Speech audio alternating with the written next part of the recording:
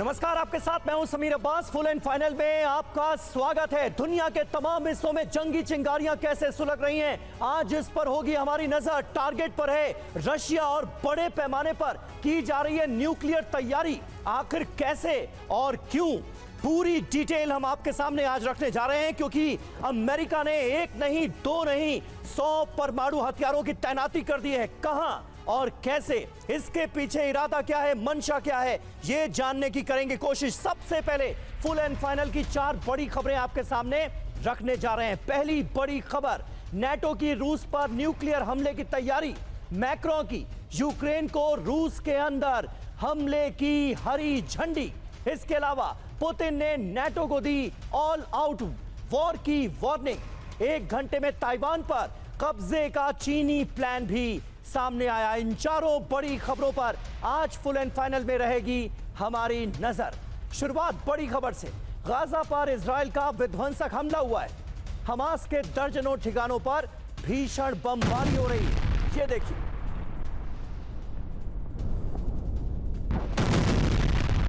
ये ताजा तस्वीरें आपके सामने हैं। आईडीएफ की बमबारी में 21 लोगों की जान गई।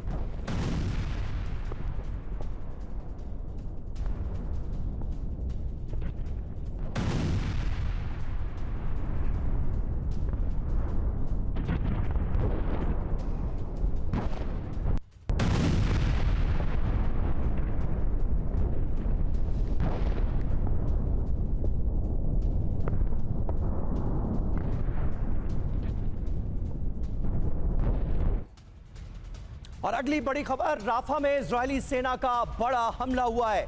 हमास के हेडक्वार्टर पर घेर कर अटैक कर दिया गया। हमले की तस्वीरें आपके सामने हैं। हमास की बिल्डिंग को आईईडी के जरिए कैसे किया गया जमींदोज, ये देखिए तस्वीरें। राफा में इजरायली सेना के हमलों का सिलसिला जारी।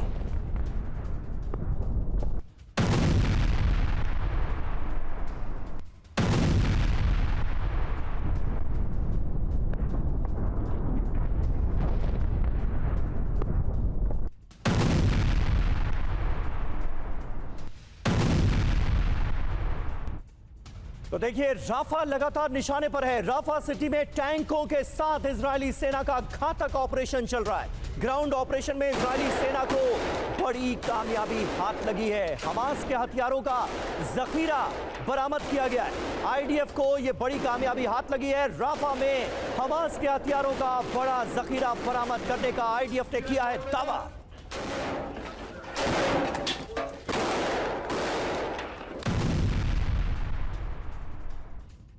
और अगली बड़ी खबर, राफा में इजरायली सेना पर प्रचंड हमले से जुड़ी। मोलोटोव कॉकटेल से आईडीएफ के बुलडोजर पर अटैक किया गया। ये देखिए तस्वीरें।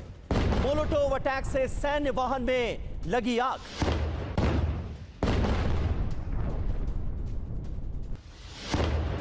तो पहले हमने आपको तस्वीरें दिखाई कि इजरायली सेना कैसे हमले कर रही है और राफा में इजरायली सेना को निशाना कैसे बनाया जा रहा है। अब इसकी तस्वीरें आपके सामने।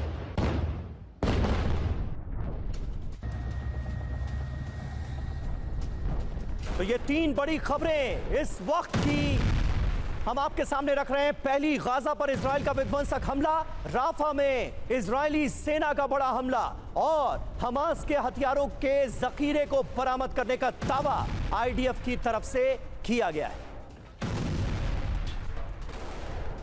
और हमारे साथ इस वक्त मेजर जनरल जीडी बख्शी साहब मौजूद हैं, डिफेंस एक्सपर्ट के तौर पर। बख्शी साहब, पहला सवाल मैं आपसे लेना चाहूंगा, ये जंग आखिर कहां जाती हुई नजर आ रही है और राफा में जिस पैमाने पर बड़े अटैक्स किए जा रहे हैं, आईडीएफ जिस तरह के हमलों को अंजाम दे रही है, इसका लबोलुआब क्या नजर आता है, क्या हासिल होगा इससे?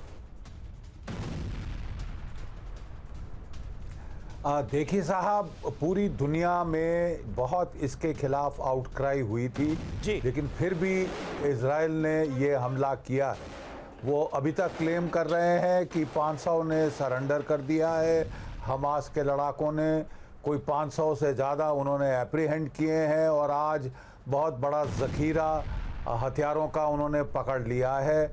ऐसा वो कह रहे हैं कि उनकी कोई 4 हमास की पलटनें बची हैं। वो कह रहे हैं 19-25 में से उन्होंने ख़त्म कर दी हैं। वो इनको अब वो बर्बाद करना चाहते हैं।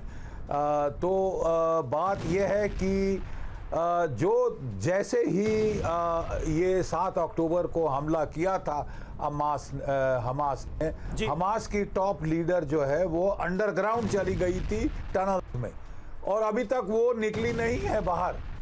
और जब तक वो निकले नहीं, इनके पास एक जो आर्टिफिशियल इंटेलिजेंस का सॉफ्टवेयर है जो कि आसमान से लोगों के फेस आइडेंटिफाई कर सकता है, उनको पकड़ सकता है, वो अभी तक कामयाब नहीं हुआ है। ये यानी कि टॉप लीडरशिप को नहीं ये जो है धराशायी कर पाए। बिल्कुल, ये बड़ा महत्वपूर्ण है कि हमास की टॉप लीडरशिप अभी तक खत्म हुई नहीं है। हमलों का सिलसिला लगातार जारी है और आम लोगों के भी भारी संख्या में मारे जाने की खबरें सामने आ रही हैं, जिसकी वजह से पूरी दुनिया में इजराइल की आलोचना भी हो रही है। वहीं मैक्सिको सिटी में इजरायली दूतावास के बाहर हिंसक प्रदर्शन हुआ है। प्रदर्शनकारियों ने मोलोटोव कॉकटेल से इस हमले को अंजाम दिया।